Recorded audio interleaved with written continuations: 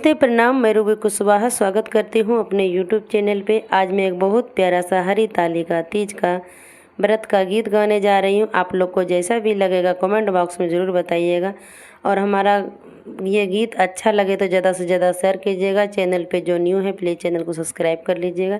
आइए हम सुनाते हैं। कहाँ घूमे राम, कहाँ घूमे लक्ष्मण, कहाँ रे बैठल ना।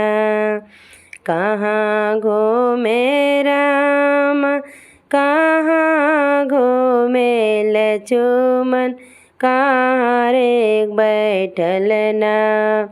सीता भूखे सुभती जिया, कहाँ रे बैठे ना।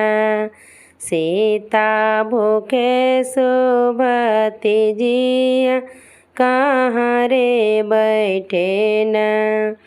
बन घूमे राम, बन रे घूमे लक्ष्मण, लंका गढ़ बैठल ना। बन घूमे राम, बन रे घूमे लक्ष्मण, लंका गढ़ बैठल ना। सीता भूखे तिज बरतिया, लंका गढ़ बैठल ना।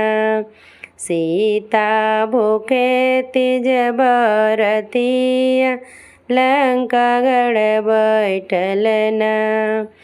केई देखी हंसेला, केई देखी रोवेला, केई रे देखे ना। केई देखी हंसेला, केई रे देखी रोवेला, केई रे खोवे ना। आपन बचल खोचल हसिया, केई रे खोवे ना। आपन बचल खोचल हसिया, केई रे खोवे ना। रावण देखे हंसिला, मांधवर देखे रोविला, देवत गणना।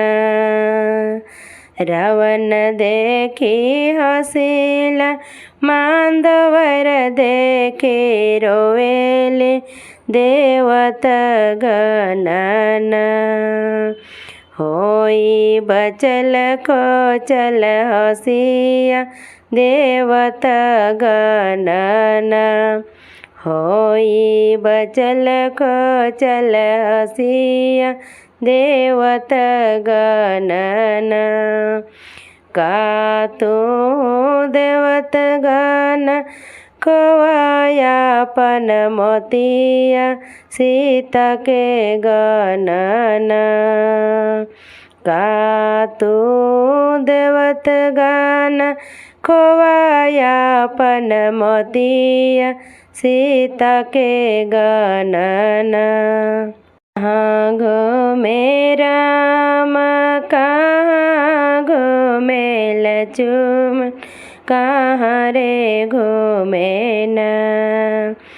कहाँ घूमे राम, कहाँ घूमे लक्ष्मण, कहाँ रे घूमे ना।